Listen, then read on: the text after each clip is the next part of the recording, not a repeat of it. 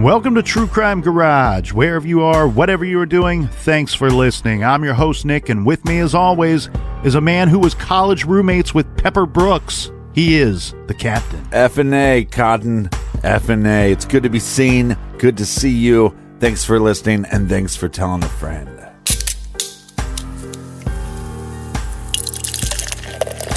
Today, we are very happy to be featuring Polygamy Porter from Wasatch Brewery in Beyond Beautiful Salt Lake City, Utah.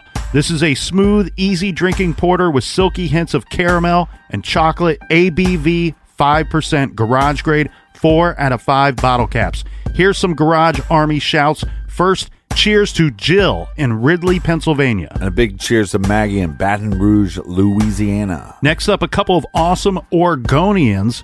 We have Ahmed and Mary in Lake Oswego. And a big shout out to Lisa in Wieland, Germany. We also have Heather at the Utah Brewers Cooperative. A big cheers to Heather. And last but certainly not least, we have Vishal in Chicago. Everyone we just mentioned went to truecrimegarage.com and contributed to this week's beer fund. And for that, we thank you. And make sure you check out our limited edition computer shirt. We have about, I want to say 20, 30 left. So make sure you go to the website and order your computer shirt. That's if you studied computer at truecrimegarage.com. And that's enough of the business. All right, everybody gather around, grab a chair, grab a beer. Let's talk some true crime.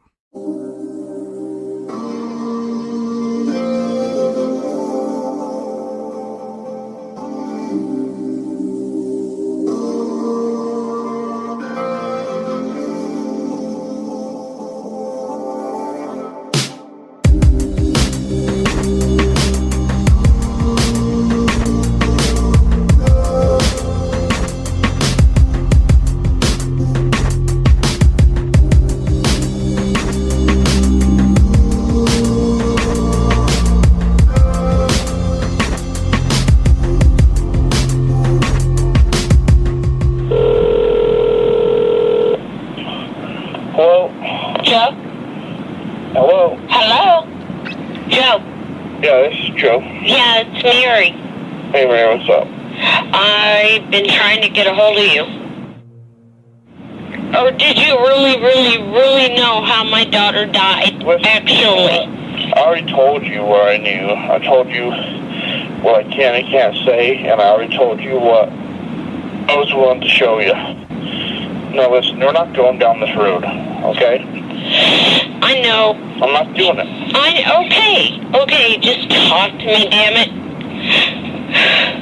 You had your chance. What do you... You're down there and you regret it. I couldn't stay. I had no choice.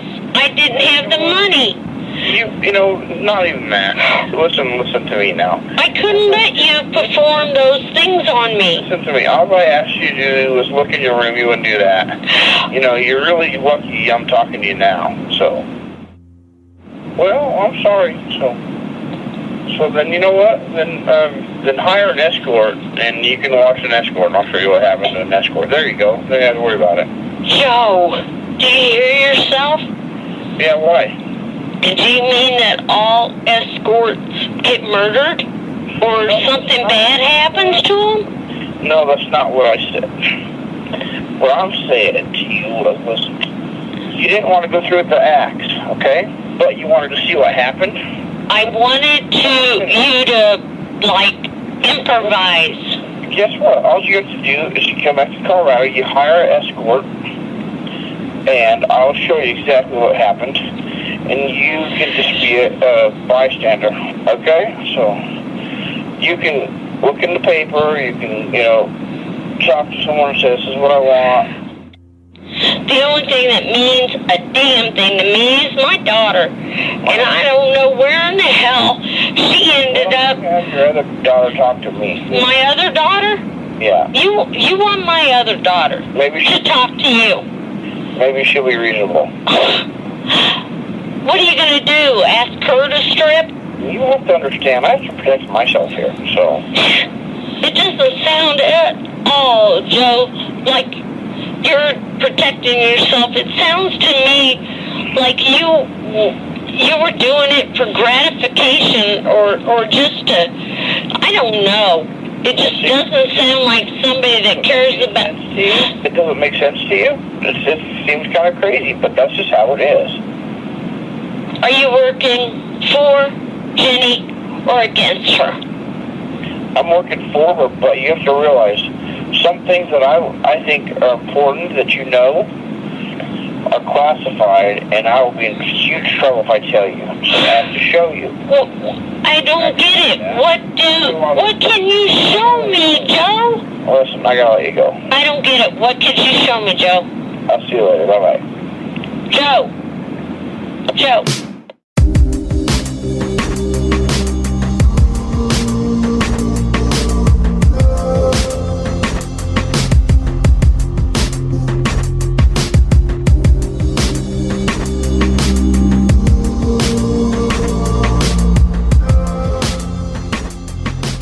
Scott Lee Kimball was born on September 21st, 1966 in Boulder, Colorado. His parents were Virgil and Barb Kimball.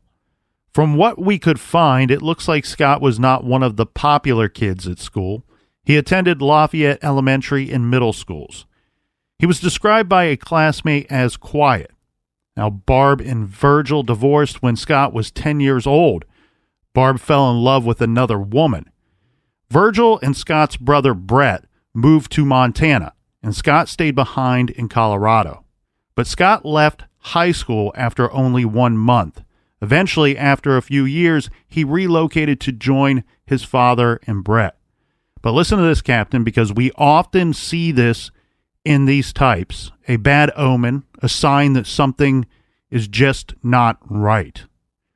Police were called to Scott's home during a strange episode in Scott's teenage years when he was shooting his father's gun out of one of the windows. He was shooting at neighbors' homes. Now, it's not clear exactly what was going on here. Was he actually trying to shoot someone, or was this just some kind of weird thing, or maybe a revenge type thing? I don't know. But regardless, this is a significant event, and at the very least, could be categorized as extremely reckless behavior. Scott attended high school in Hamilton, Montana, a town of 4,000 people, but he dropped out just shy of graduating. He worked as a guide. He guided clients on big game hunting expeditions. He also made some really bad choices, not just the shooting at houses incident. Scott was arrested for stupid things like knocking over mailboxes. In June of 1988, at the age of 21, he was arrested and convicted of felonious passing of bad checks. His 3-year sentence was deferred, however, on the condition that he stay above the law. Scott, like many others, he liked spending money that he did not have. He was arrested again in October of 88 for passing more bad checks. But because this felony conviction occurred in a different county, his sentence was once again deferred, and it didn't activate his previous conviction. So Scott, to say it simply, got off very easy in both of these situations. He continued to rack up arrests, although not all of them resulted in convictions. He was arrested in October of 88 again, this time for stealing a fishing pole, 2 rifles, and a shotgun, and a set of golf clubs. This was from a residence or multiple residences in Broomfield, Colorado. He was turned loose, which is surprising to me, and I'm sure everybody else out there, considering that the part of this theft involved a gun. Right. He was arrested again in March, this time for attempted theft, and receives a 1-year unsupervised probation and a $232 fine. So, again, this is just really no real punishment at all for what we're seeing is continued bad behavior. Right. And if you steal a gun or you steal some checks and they just slap you on the wrist, well, why not do it again? Because you probably got away with it a couple times before you actually got caught. Yeah. If consequences dictate my course of action, it's only wrong if I get caught or if I don't like the consequences. Right. He's not really being punished. So Scott continued to self-destruct, and actually he even attempted to end his life at one point. This was while on a hunting trip with his brother. Remember his brother Brett. Scott was 23 at this time. He went to his motel room and he put a rifle to his head and he actually pulled the trigger. And the gun was loaded. The bullet ripped a hole in his forehead as it bounced off of his skull. Scott was in critical condition for many days. Of course, he was not in a good place psychologically, as we can all see. This led to the discovery of years of abuse that took place during his teen years. So what we would find out here, Captain, is that Scott was the victim of a sexual predator. This started when he was just about 10 years old, when he and his 7-year-old cousin were tricked or befriended or whatever you want to call it by a 41-year-old computer programmer, his name Theodore Payton. Now, Payton was a neighbor of Scott's grandmother's in a trailer park in Nederland, Colorado. And we know how this goes. We know how this typically starts off, right? Payton he befriends these children. And he is taking them places, giving them money, takes them bowling, hanging out, playing video games. Right. But pretty soon he started inviting them to his cabin, this one at a time. You don't want both of them there. And now he's doing things that are just downright wrong. He's giving them alcohol. This leads to, getting out the camera. Let's take some photographs. And of course, eventually this all leads to rape and outright molestation. Right. According to the two boys, this continued for years, with the boys and their families being threatened by Payton, right? So he's kind of controlling them by not only molesting and raping these boys, but on top of that, he's telling them, if you say anything, I'm going to hurt you and I'm going to hurt your family. Well, initially, it looks like these crimes of check fraud and stuff are just a crime of greed and maybe not a call for help. But now when you dive into this section, you go, well, maybe these were cries for help, but there was no punishment, so nobody was coming to his help. Cry for help, or sometimes, unfortunately, when somebody's abused in this manner, or really many other manners, to put it frankly, in their formidable years of coming up as a teenager, especially with this stuff starting when he's 10 or 11 years old, they could have mind-altering effects that last a lifetime for somebody. We mentioned that he was threatening the boys and threatening their families. From my understanding, Captain, the threats were as great as possible murder, death threats, shooting these kids or shooting their family. Right. The cousin later told police about the abuse, and he said that it happened so often that he eventually lost count of the number of incidents that took place. The situation continued, as we said, until the boys reached their later teen years. Now, remember, Scott is not living in the area of his grandmother, so his situation is a little different than the cousin who is also being abused. Mm-hmm. But when Scott would come back to visit grandma, and when he would come back to visit other family, the abuse was still taking place when he would return to that area. And you see a lot of children describe their predators as the devil. So imagine that the devil is doing these horrible things to you, and then on top of that saying, hey, if you tell anybody, I'm going to kill you, and I'm going to kill your whole family. Apparently, this situation continued until the boys reached their later teen years when they were actually able to stand up for themselves. But as we said, this did not emerge publicly until Scott was 23 when he tried to shoot himself in the head. Right. So in light of his and the cousin's allegations, which were brought to light by therapy Scott underwent after the suicide attempt, the Boulder County Sheriff's Office investigated Payton, and they were able to bring some charges against this man. In 1991, a jury convicted Payton of 6 counts of sexual assault on a child. He was sentenced to 7 years. Apparently, he was released after 5. He returned to the area where he had lived when he was abusing the boys and lived out his remaining days there. In a letter to the court objecting to a sentence reduction for Payton, Scott Kimball wrote the following, quote, Ted Payton denied me my right to a normal, healthy, innocent childhood. Because of Ted Payton's selfishness and his need for sexual gratification, he has damaged my life forever, end quote. Now, recovered from his suicide attempt, Scott relocated to Spokane, Washington in the early 1990s. He obtained employment in the timber business out there. He brought along with him his girlfriend. This is Larissa Hentz, who he met in Montana. In 1993, the two were married. Scott is now 27 at this point on our timeline. Now, this young new couple, they had 2 sons, one in late of 1993 and one in 1996. Mm-hmm.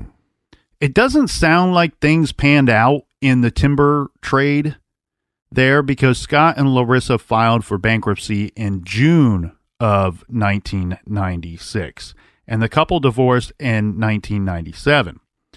Later, Larissa would reveal some details of her married life to Scott Kimball, and says that Scott was not operating within the law. Scott's past of his, modus operandi of defrauding people and stealing funds continued during the course of their marriage. According to Larissa, he engineered scam after scam and had people constantly chasing after him, trying to collect money that he frauded them out of or stole from them. And possibly a reason why he moved to Washington in the first place. Yeah. The other thing, though, too, as we said, he always managed to avoid actual jail or prison time. But this would end in September of 1997 when he did serve 27 days in jail for unknown offenses. I do not know what the charges were. Now, we're making it out. 27 days isn't that long. Well, exactly. I don't know what the charge would have been. It could have been something pretty... That's a hiccup. That's a vacation. Pretty minor. Well, yeah, not one that I want to take, though. We're making it out as though Scott is some kind of low-level con artist who, just happened to get away with check cashing scams and fraudulent money-making schemes. But what I believe that we will see here, Captain, that the truth of the matter is that he's pretty talented as a con artist. And I think what we're going to see is that his con artist skills might be off the charts. Everyone who met him, even those I'll judge that, determined to see him in prison for the remainder of his days, begrudgingly admits that Scott was the best at this. Universally, they say he was liked, he was jovial, friendly, and seemingly trustworthy. This is how Scott was described time and time again, over and over, by these people that knew him and met him throughout his life. Well, you can tell even by his later interviews that there is a brain inside his head.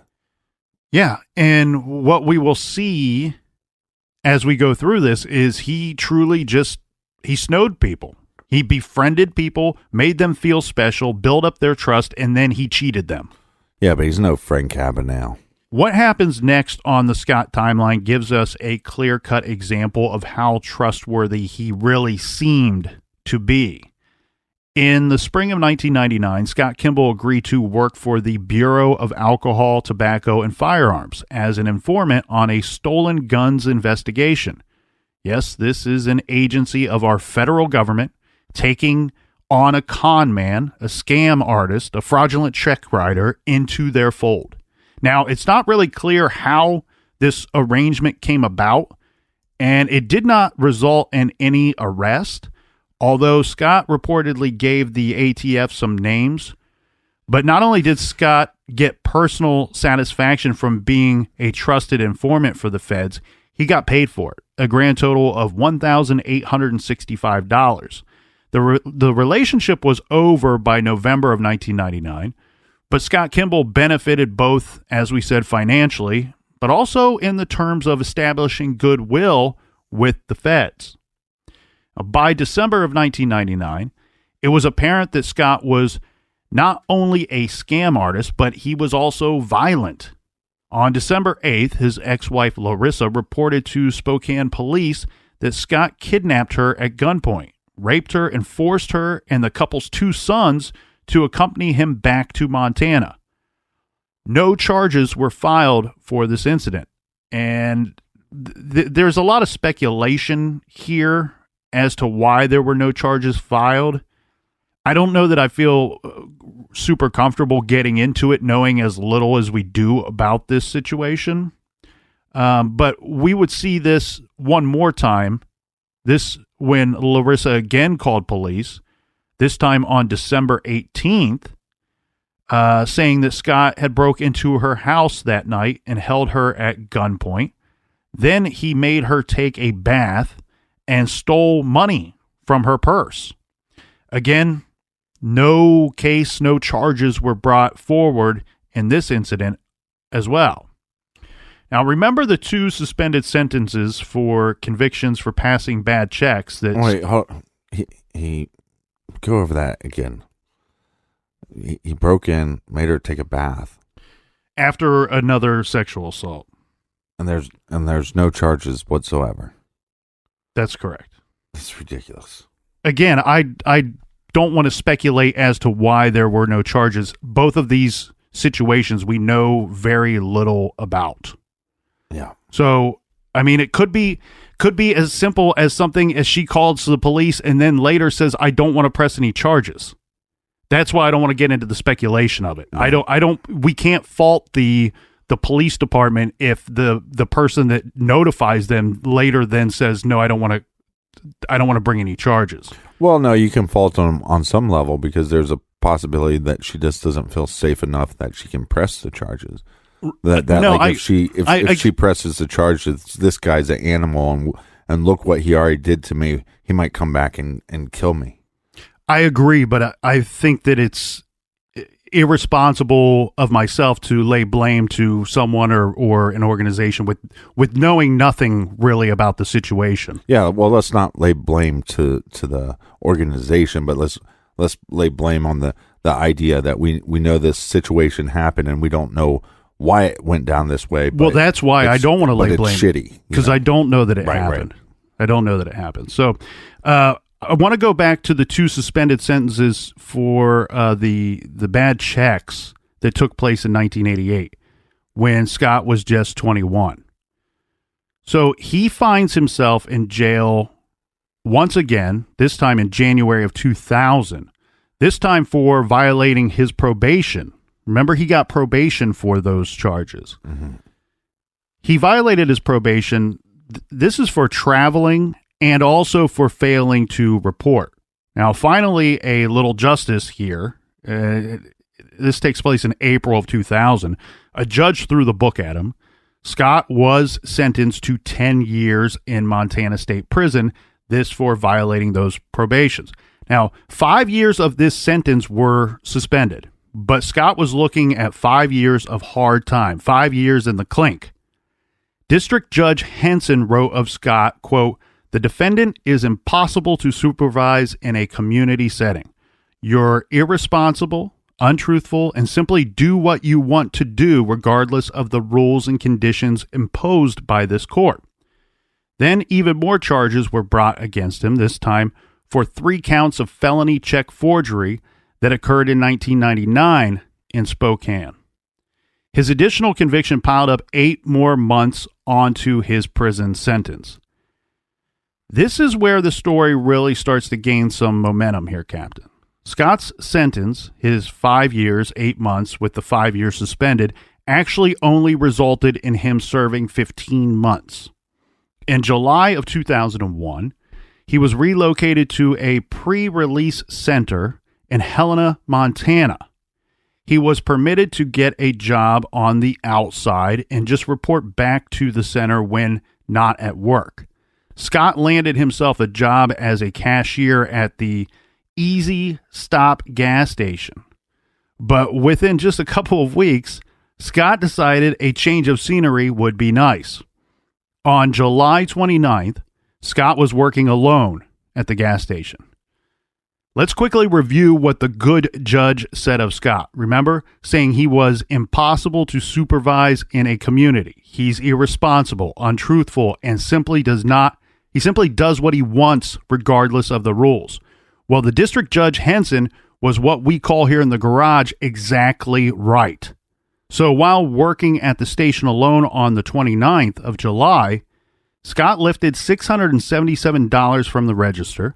He stole a work truck, and he took off for parts unknown. Lock your doors. Now, I imagine there was several Slim Jims and a Big Gulp stolen from that gas station as well that didn't go reported. Right, and that's the real crime here. Well, now, Scott, you are a wanted man. A warrant was issued for the arrest of Scott Lee Kimball. But where did Scott hightail it to on the run from the law in this stolen truck? Where else but the furthest place away he could think of, Alaska. It's not known how Scott managed to get across the Canadian border, but knowing his charisma and charm, he probably just sweet-talked his way in there. And it didn't really take long for him to turn up in Alaska, Captain. This is because he could not resist falling back on his old ways, writing bad checks. This time, Scott assumed the identity of Brett Kimball, his brother. In the few months since his escape, Brett wrote $25,000 in counterfeit checks, collected the cash, and had landed himself a fiancée. As far as this woman, whose name is Catherine Curtis, was concerned, Scott was a man named Brett Kimball, and they were in love and living in a hotel room where Scott was eventually found and arrested during a raid along with $11,300 in cash. Well, it just proves that love is the biggest con of all.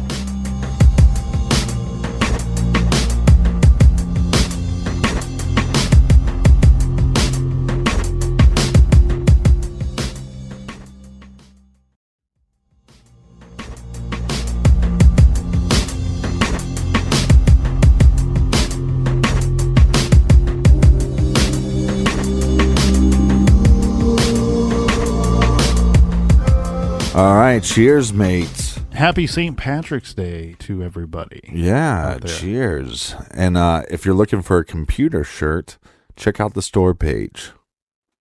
Also, wash your hands and be nice to each other. Yeah, wash your hands. Don't touch your face. All right, we are going to do a little bouncing around here through a few years on our timeline, but while this is not going to be in chronological order, this order makes sense to me. So we're going to roll with it because of the activities and Scott's actions. I guess what I'm trying to say here, Captain, is pay much less attention to the actual dates that we say, but pay more attention to Scott's actions as we go through this piece of the story. Scott, of course, was not happy sitting in jail, and he managed to come up with some excitement for himself. You know, always seeking the limelight and backslapping from authorities. Scott snitched that his cellmate, one Arnold Flowers, who was in for fraud, had asked him to hire a hitman to murder a federal judge, a prosecutor, and 2 witnesses. So Scott also named Arnold's girlfriend as a co-conspirator in this whole thing. And sure enough, a press release by the U.S. Department of Justice dated March 22nd, 2002 states that Flowers and his girlfriend were indicted for plotting to kill a judge, a prosecutor, and a witness in the fraud case. So according to the Department of Justice release, Flowers had provided a handwritten note of 4 intended victims to an intermediary who was to make contact with a hitman. Of course, this intermediary was Scott. The plot went so far as to see the girlfriend go to a hotel room to meet the person she believed to be a hitman and pay him a down payment for the murders. The Department of Justice release concludes, quote, "The investigation leading to the arrest was the result of a cooperative effort of the United States Secret Service, Federal Bureau of Investigation, Bureau of Alcohol, Tobacco, and Firearms, and the United States Marshals Service, end quote. What's really going on here exactly is what we have to kind of look at this situation and kind of examine it, right? Yeah. Do we think that Scott just stumbled into a murder for hire plot and decided to sing like a bird and rat on his cellmate for the good of the land? I'm thinking probably not. Mm-hmm. So here's what I think probably happened here, Captain. I think Scott may have figured out a way to kind of orchestrate this whole thing in a way of saying, you know, if he starts telling his cellmate, hey, I know hitmen or I know people that will kill somebody for money. You know, I can put out a contract on someone. And this guy who's sitting in jail, sitting in prison, starts mouthing off saying, hey, I'd like to kill that judge that put me in here. Oh, and by the way, I'd like to kill that prosecutor that put me in here. And they wouldn't have been able to put me away if it wasn't for those two witnesses. Right. And I think this handwritten note, I call into question too, is it possible that Scott manufactured that note and provided it as some piece of evidence against these individuals? What I'm getting at here is, look, there's a good chance that his cellmate probably did want to kill these people and had intentions to, especially after Scott tells them, hey, I know how to set something like this up. But seems to me more about, you know what? I'm in prison. How can I weasel my way out of here as fast as possible? I'm going to turn on this dude and get in good with the authorities. Right. Scott went on to testify at the trial, which took place in 2003, and the pair was convicted of witness tampering, but they were acquitted of the murder for hire charges. Now, Scott was paid, this really sucks. Scott was paid $18,000 by the FBI for his cooperation as a witness in the case against Flowers and his girlfriend. That's so stupid. That's a lot of rolling papers. Yeah. In October of 2001, this is before... It's a lot of Slim Jims. Yeah, this is before the Flowers murder plot that we just discussed. Assistant U.S. Attorney Tom Wales, he's 49 years old. He's a father of two. He's killed at his home in Seattle, Washington. Someone shot through a basement window and shot him while he was sitting at a desk down there in his basement. We know from what we could find that Scott was in the Seattle area in the fall of 2001. This was just for a short time. This is when he opened up a bogus Wells Fargo account under the name Brett Kimball, his brother's name.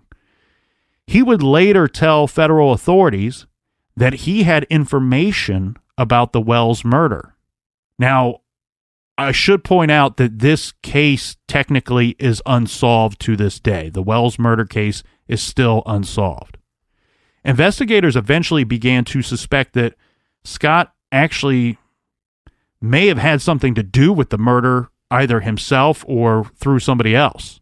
Although, if that's true, the motive would be truly unknown.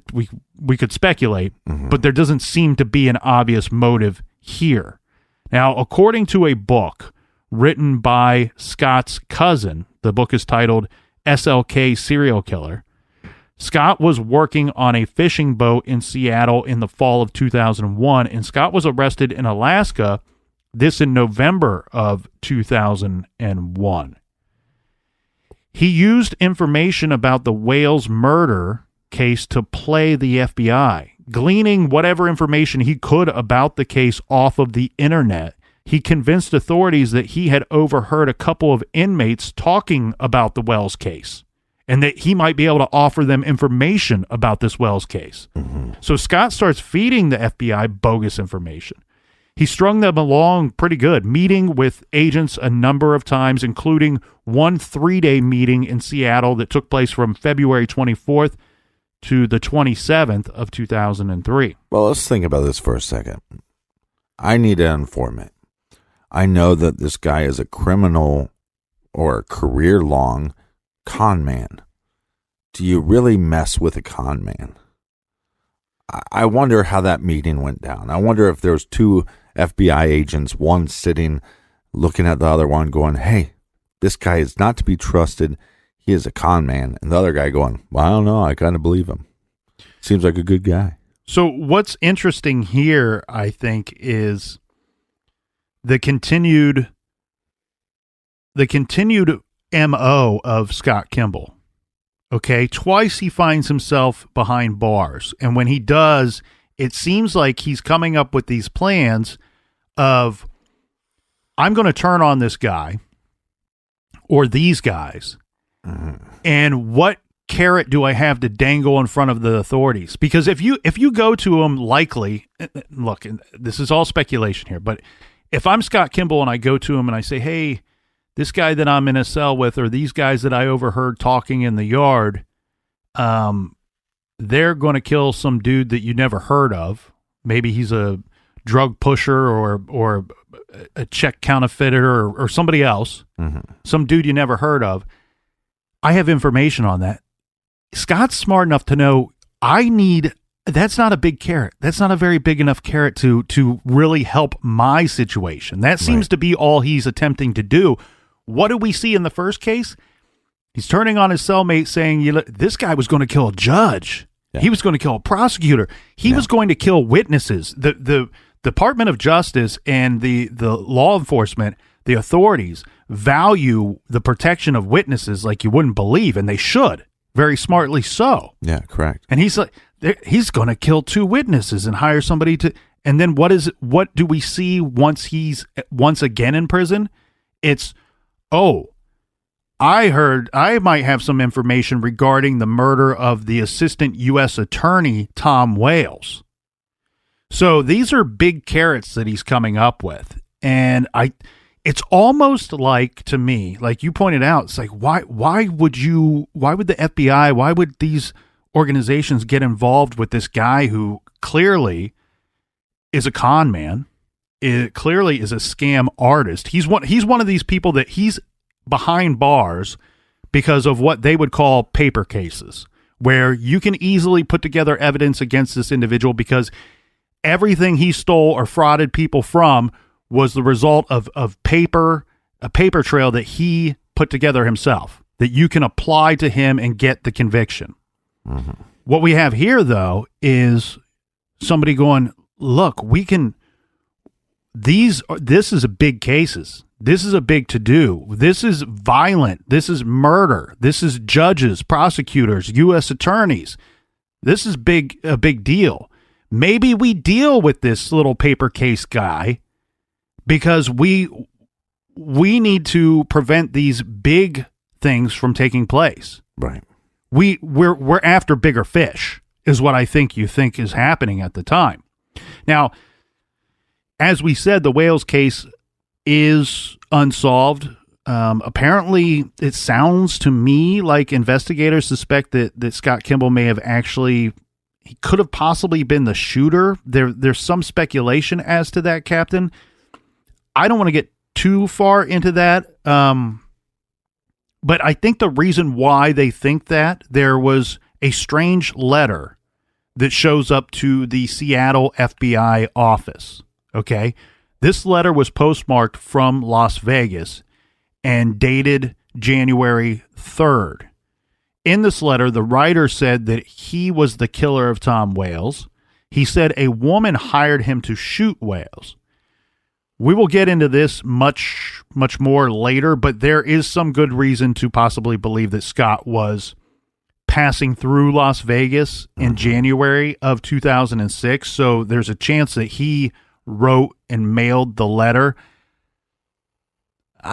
I'm getting a little confused in the story here as to what I believe is likely. I don't know that he may have been the shooter or if he's really just manipulating the system. Because as said, it seems to me like all the information he was able to provide to the authorities regarding the murder of Wales, he could have found all that on the internet.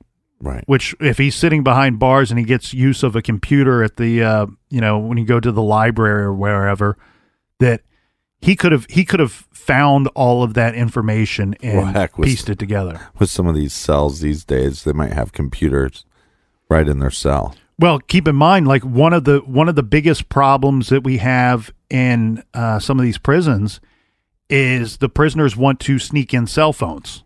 They want to get a cell phone in there, one, because they can call whomever they want whenever they want, but also I would imagine you can get some kind of internet service as well. Right. Well, I know I have a friend that was complaining because it was their turn.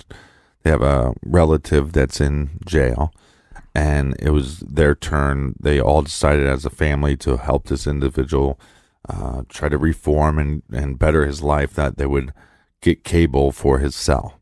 So they pay like a monthly fee for this little TV that gets cable in the cell. So it's basically like a Netflix and chill behind bars. Mm-hmm. Yeah. I'd just be sitting in there watching reruns of Monk and The Office constantly.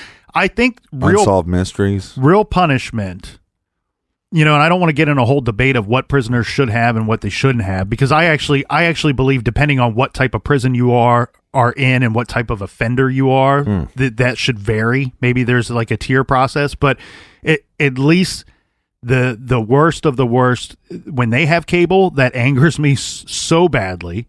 I think that the real bad guys, you know what real punishment is?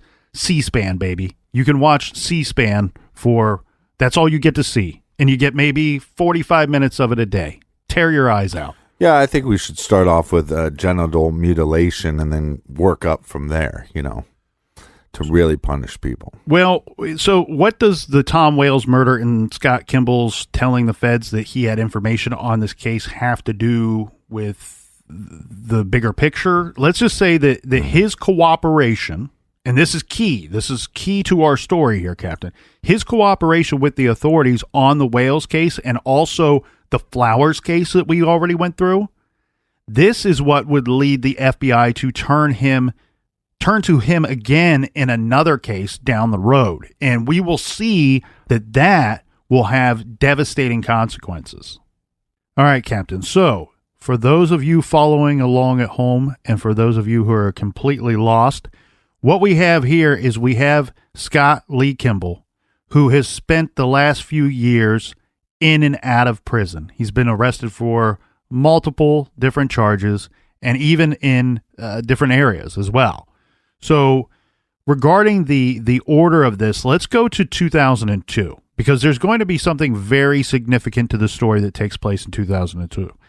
Remember, Scott was arrested in Alaska for forging checks and because he escaped from that prison pre-release in Montana. In June, he is transferred to federal prison in Littleton, Colorado. This is because he told authorities that his life had been threatened by multiple inmates.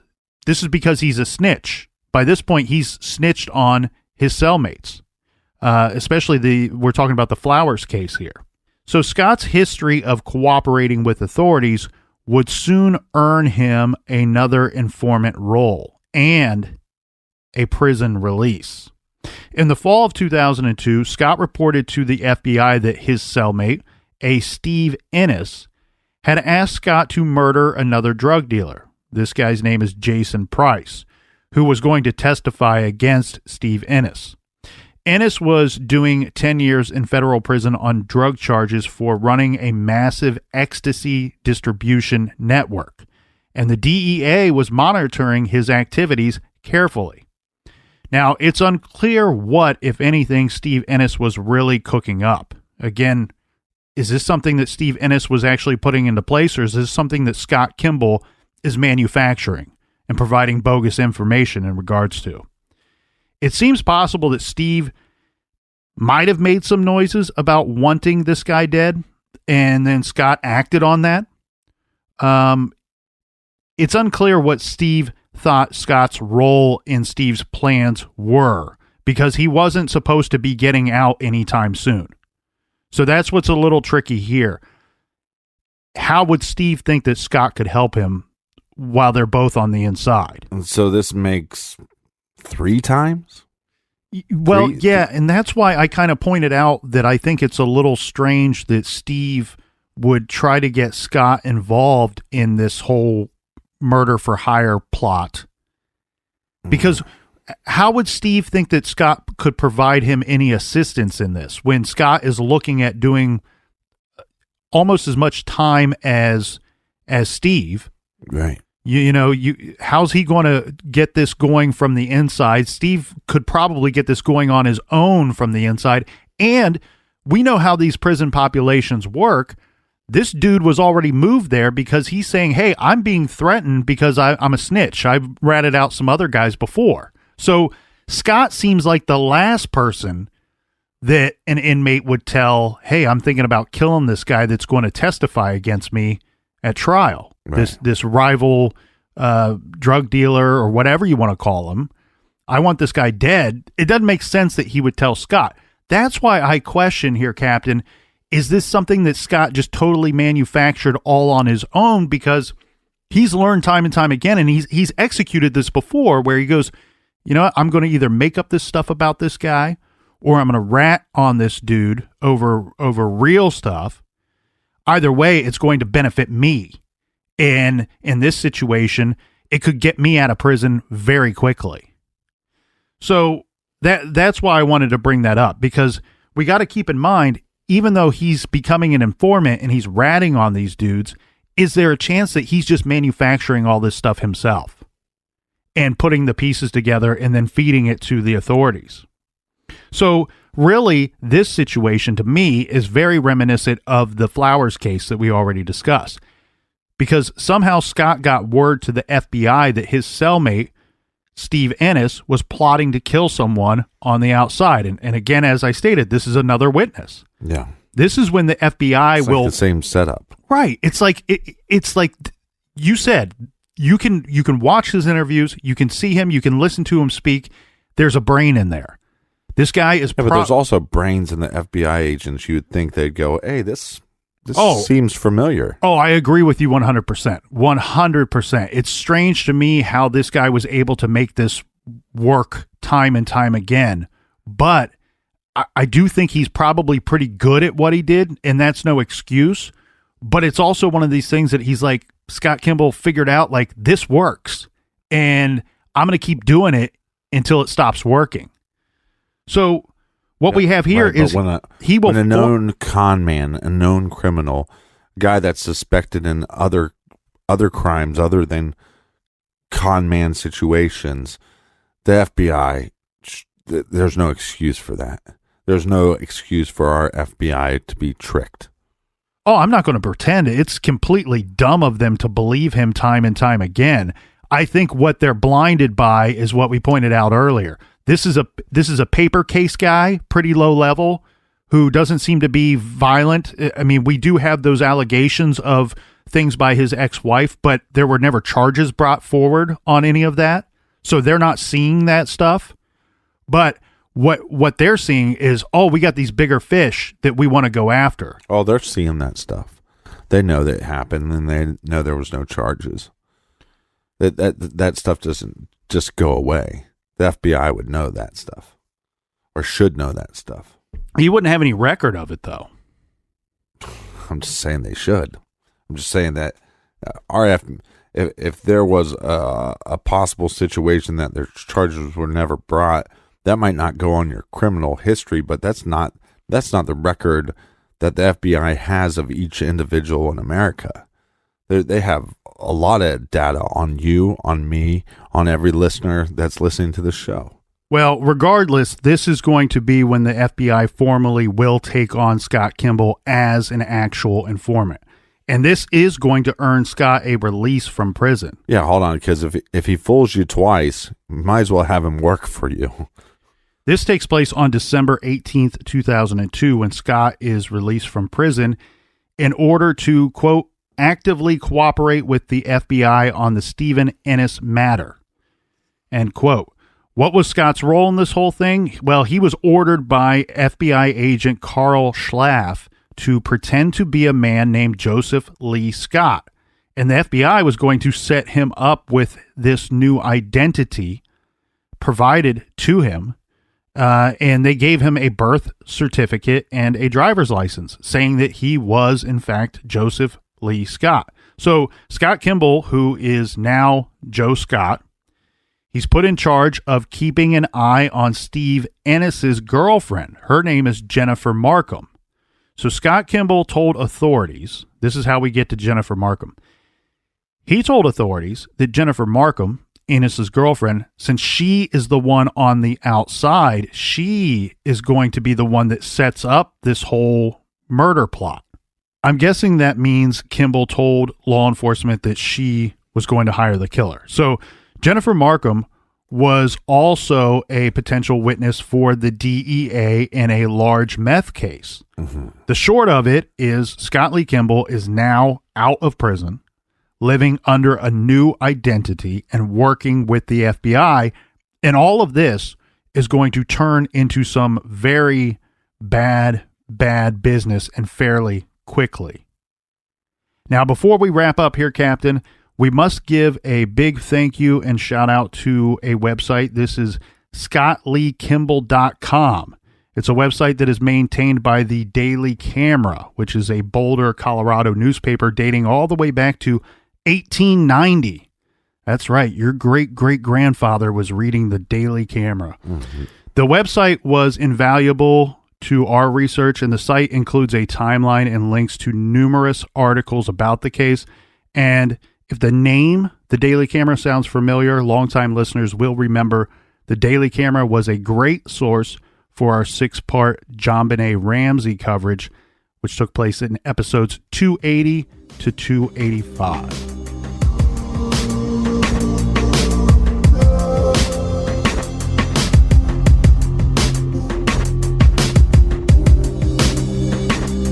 For more True Crime Garage, check out the free Stitcher app. It has all of our old episodes, and make sure you check out our other show. It's called Off the Record, and it's available on Stitcher Premium. Join us back here in the garage tomorrow. Until then, be good, be kind, and don't listen.